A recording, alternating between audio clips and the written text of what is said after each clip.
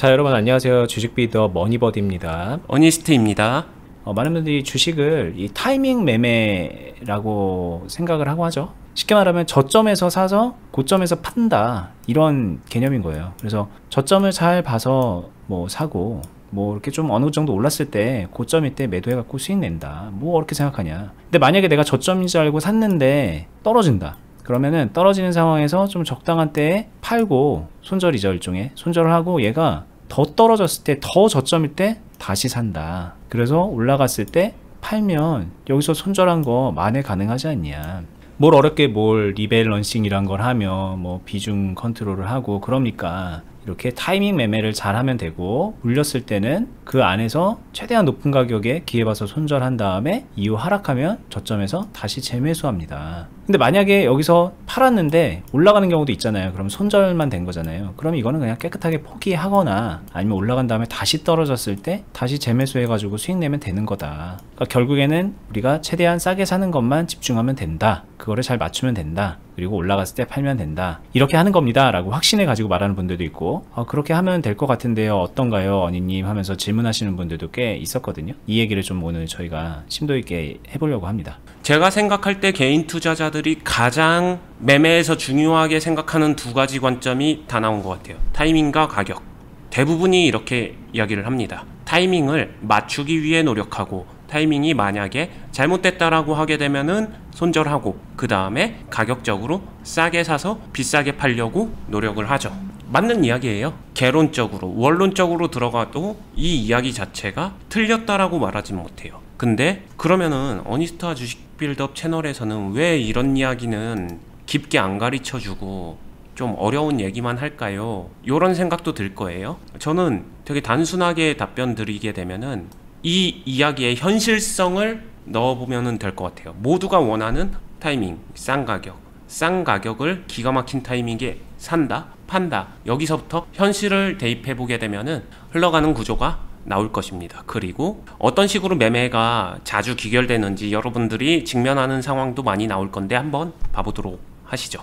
일단 다날이라는 종목을 예로 들어볼게요. 일반적으로 이런 상황에서 이야기를 해보도록 합시다. 여기서 보신 대로 저점 매수라고 하는 거 대표적으로 이런데 될 수 있을까요? 이런 데서 저점 매수하고, 눌렸을 때, 네, 이런 데서 고점 매도한다 인 거고, 이런 데서 다시 저점 매수하고, 이런 데서 고점 매도한다. 잘하는 사람들은 이런 거 잘 하잖아요 라고 말하는 거죠. 이렇게 얘기할 수 있을 것 같아요. 어떠세요? 보통 이렇게 보면은 지금 이렇게 보여준 거 3번의 매수 매도만 놓고 보면은 저거 못할 거 있나? 라는 생각도 들기도 하겠죠. 네, 가장 원하는 매매 중에 하나일 거예요. 그리고 이렇게 될 때 타이밍 맞춰서 매매를 잘 하게 되면은 이 매수할 때는 당연히 비중은 어떻게 돼야 되겠어요? 꽉꽉 담아야죠. 높게 잡으면 높게 잡을수록 100% 확실한 타이밍에 확실하게 매수를 해줘야 먹을 때 많이 먹는다, 이렇게 개념이 자연스럽게 이어지죠. 여기에 대해서 저는 이견도 없고 맞다라고 생각을 해요. 근데 이렇게 됐을 때가 아니라 안 됐을 때 어떻게 넘어가는지를 생각해 보게 되면은 이제 대표적으로 이런 케이스가 될 것 같아요. 계속 여기서 바이가 됐었던 요런 데 같은 경우에도 다시 한번 기회 줬나 해서 매수를 했지만 그 이후에 떨어졌습니다. 그러면 여기서는 손절을 하겠죠. 그 다음에 손절하고 나서 이런 데서 손절한 것보다 더 낮은 가격에서 다시 사야 되는데 이게 살 수 있을까? 여기서부터 이제 생각의 회로가 꼬이기 시작할 거예요. 과연 살 수 있을까? 바로 직전에 손절하고 나서 여기서 더 떨어지면 어떡하지? 이런 생각이 들 텐데, 그러다가 어느 정도 회복하는 모습을 놓고서 실제로는 이런 데서 샀다? 그러면은 여기서 다시 손절이 이뤄져야 될 거고, 손절하고 나서 다시 이런 데서 살 수 있을까? 자, 얘기하는 거는 차트에서 어디서 사야 된다, 어디서 팔아야 된다가 아니라 제가 지금 말씀드렸던 부분, 여러분들이 정한 타이밍의 회로가 꼬이기 시작하는 부분, 그때 어떡할 건데요? 라는 이야기를 드리고 싶어요. 제일 먼저 여기서 그럼 단순히 가격이 기준이 될 수 있을까? 타이밍 플러스 가격인데 내가 손절한 가격보다 더 싸면은, 내가 만약에 7,000원에 손절했다라고 하게 되면 더 싼 가격만 나오게 되면은 사면 되는 걸까? 만약에 이 논리가 맞다라고 하게 되면 그냥 신저가 종목 아무거나 사면 수익이 나야 된다라는 이론하고도 같은 거거든요. 근데 그렇지 않을 거예요. 더 싸다고 생각해서 다시 샀는데, 더 웃긴 거는 한번 손절했던 종목을 싸다고 생각해서 다시 사면은 또 손절하는 경우가 빈번하거든요. 이런 경험 많이 있을 거예요. 그러면은 연속 2번 손절을 하고 나면은 그 다음엔 어디서 살 건가, 이런 현실적인 문제에 직면하게 되는 것 같아요.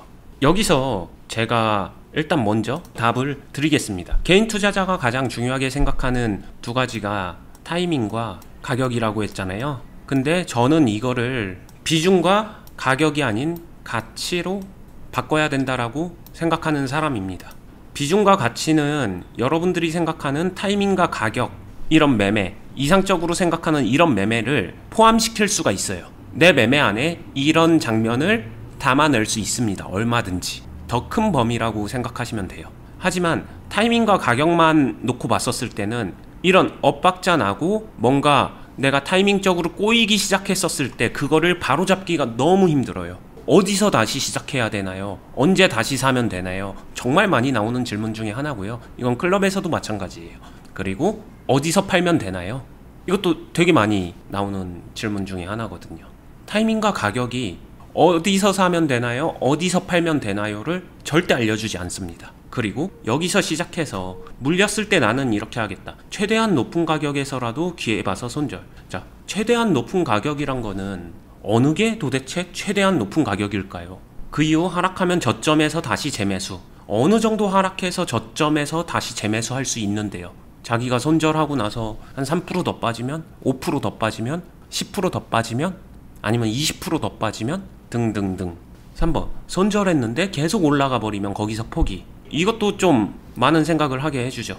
시합을 여러 차례 하면은 지는 케이스가 훨씬 더 많아질 거예요. 그러니까 시합을 더 많이, 더 자주, 더 열심히 진다라는 이야기인데, 그럴 거면 매매 왜 하지? 라는 생각이 일단 먼저 듭니다. 포기하고 다른 종목 갈아타거나 다시 더 떨어질 때까지 기다린다. 자, 다른 종목 갈아탔더니 방금 전에 이야기한 거에 반복? 되지 말란 법 있나요? 아니면은 더 떨어질 때까지 기다린다. 이것도 한번 생각해 보세요. 쉽지 않습니다. 막상 해보면은. 이 방법 어떤가요에 대한 대부분이 개인 투자자가 이기지 못하는 상황을 스스로 만들고 있는 거다라고 한 번만 생각해 봤으면 좋겠어요.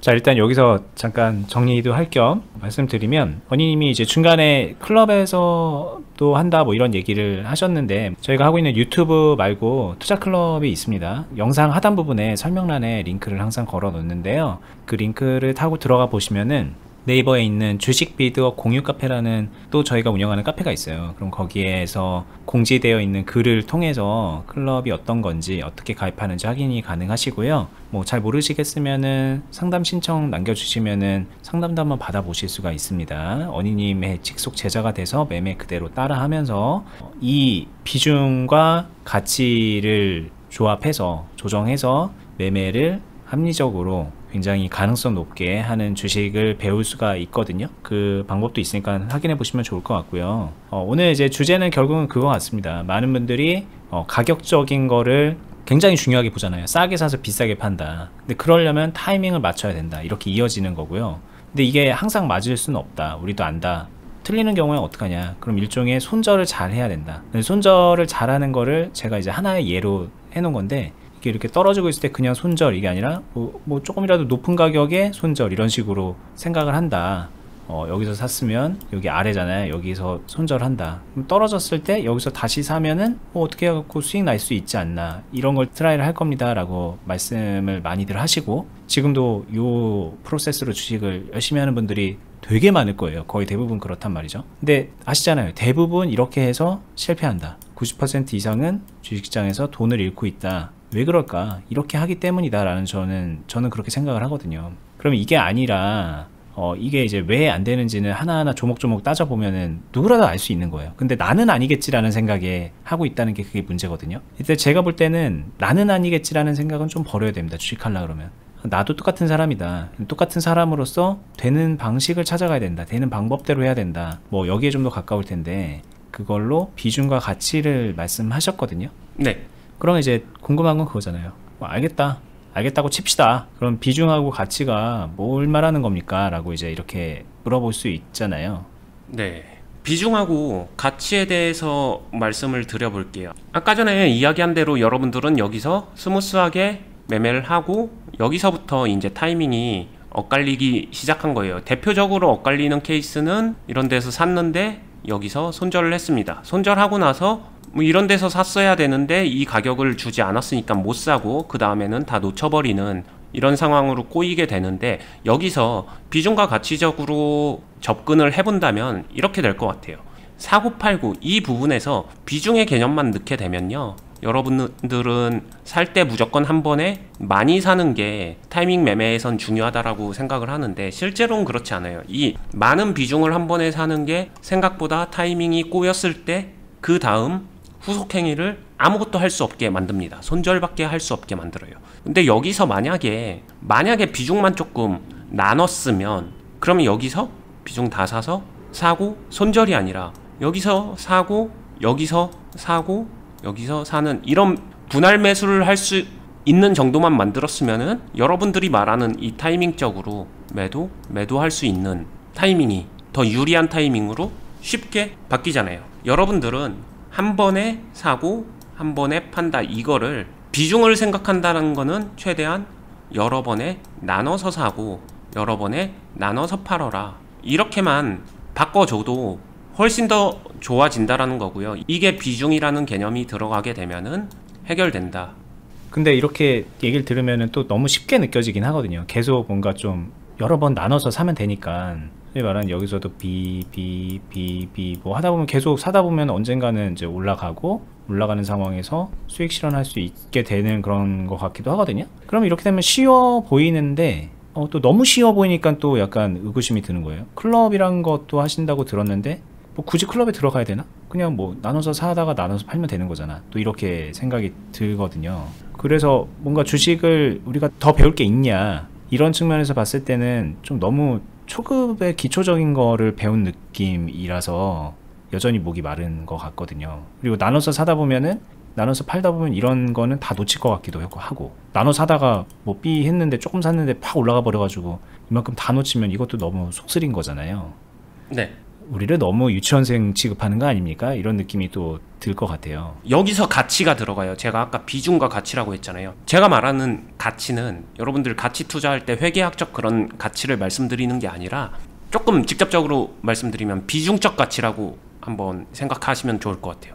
얼마나 들고 있을 때 지금 이 종목에서 괜찮은가. 결국에는 방금 전에 말씀하셨던, 내가 되게 조금 가지고 있었는데 많이 올라가면은 팔면 되지만 뭔가 아쉽고, 그렇다고 내가 뭔가 되게 많이 가지고 있는데 떨어지면 부담돼서 뭔가 큰일 날 것 같고, 이 비중의 높고 낮음에 따라서 이게 올라갈지 떨어질지 모르는 이 상황에서 내가 얼마만큼을 가지고 가면 되는가, 비중의 가치 얼마만큼 늘리고 얼마나 비중을 높게 갖고 있을지 낮게 갖고 있을지, 아니면은 언제 어떻게 분할해서 매수를 할지, 결국에는 이거거든요. 이게 지금 말씀드린 거를 들었을 때 쉽다고 해서 그거를 그때그때 상황에 맞춰서 자신이 이거를 컨트롤하고 만들어갈 수 있다? 그러면은 그게 다라고 생각하셔도 돼요. 근데 그 자체를 정말로 개인 투자자분들을 100명을 데리고 와서 이렇게 한번 해보세요, 되게 개념은 쉽죠, 해보세요 라고 했었을 때 제대로 할 수 있는 사람이 한 명이 나오기가 힘들어요.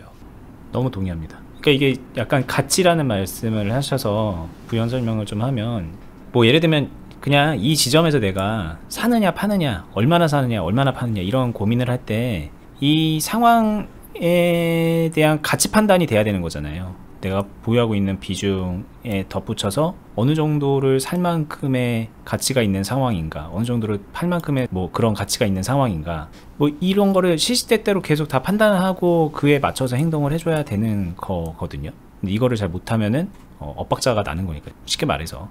근데 그렇게 따지면 똑같잖아. 지금 사야 될 때야 팔아야 될 때야, 뭐 이렇게 따지면은 똑같은 가치 판단을 하는 것 같지만, 이거는 가치를 0%냐 100%냐 너무 극단적으로 설정하고 있기 때문에 이게 불가능한 거죠. 근데 우리가 말하는 거는 어떻게 보면은 뭐 한 60%만큼 가치 있는 거냐, 뭐 45%만큼 가치 있는 거냐, 뭐 이런 식의 그때그때 상황 변화에 맞춰서, 그에 맞춰서 비중을 덜어내고 더하고 뭐 이런 행동을 하자는 건데 이것도 어렵거든요. 이것도 이 자체도 이건 불가능, 이건 어려움 이런 개념이라서 이게 말처럼 그렇게 쉽지만은 않을 거다라고 말씀하시는 것 같기도 하네요.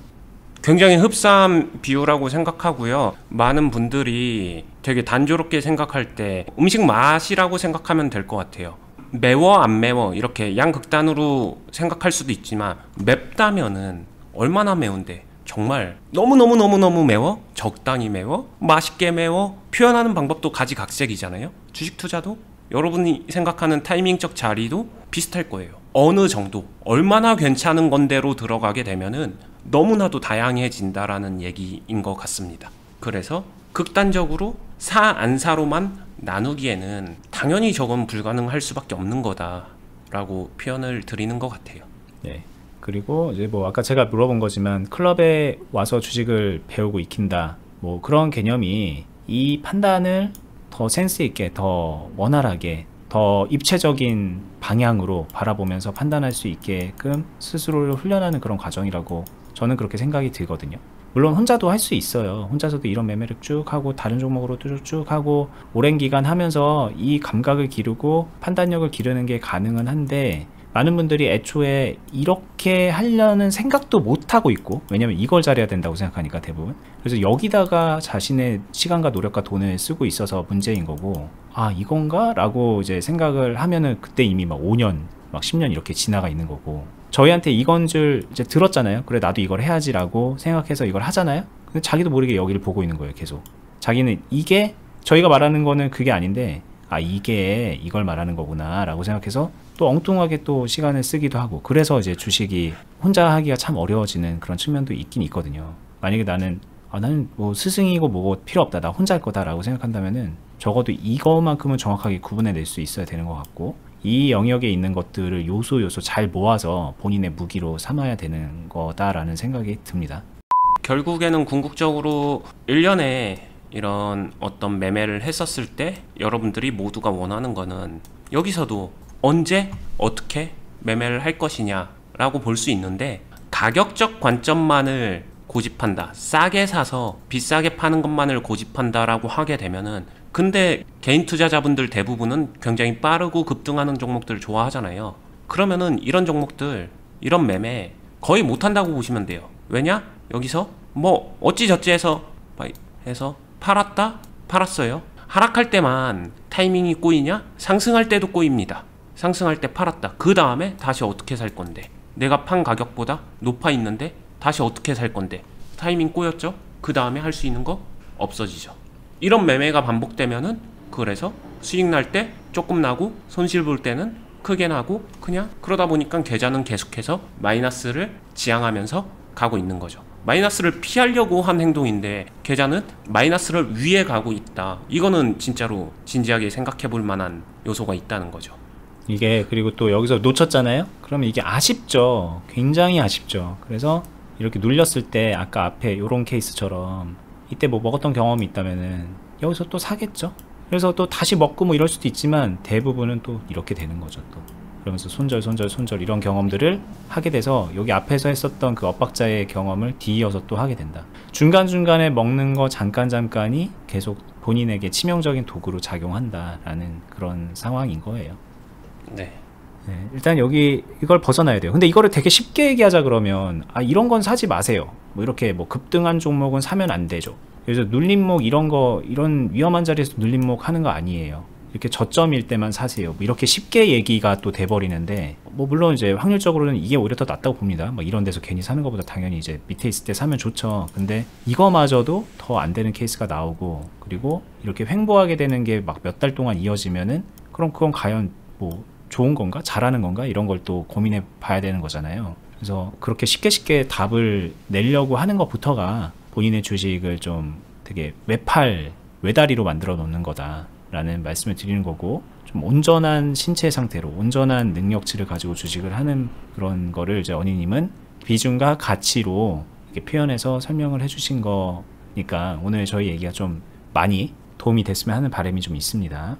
마무리를 해보면 저희 그래 비중 같이 알겠다. 근데 좀 구체적으로 알려주세요 라는 생각이 드시면 제일 빠른 거는 제가 말씀드렸던 클럽에 오시면은 그냥 정말 누구보다도 확실하고 정확하게 직접 경험하면서 배워가실 수가 있고요. 그렇게 하시는 분들이 적잖이 계세요. 꽤 많이 있습니다. 회원분들. 그분들이 또 선배가 돼서 또 나름 도움도 주시고요. 서로 또 응원도 주고받고 그러면서 힘든 시장이 오면 힘든 대로 잘 견디고 좋은 시장에서는 또 수익도 극대화하면서 서로 더 즐겁게 주식도 할 수 있는 그런 길이 있거든요. 언니님이 거기서 이제 정말 많은 역할을 해주고 계세요. 매매 다 이끌어 주시고 한 분 한 분 다 잡아주고 계시니까 그렇게 생각이 있으시면 오시면 되고요. 영상 하단부에 링크로 걸어놨습니다. 그리고 뭐 비중, 가치 뭐 이런 얘기들은 저희가 유튜브를 이제 앞으로도 계속 할 건데 앞으로도 할 얘기는 많이 있을 거예요. 다른 측면에서 또 설명드리고 도움되는 얘기들을 꾸준히 이어갈 테니까 저희 유튜브 채널도 구독, 알람 해주시면은 본인에게 유익할 겁니다. 저희는 다음에 더 좋은 주제로 찾아뵙도록 하겠습니다. 좋은 하루 되세요. 감사합니다. 감사합니다.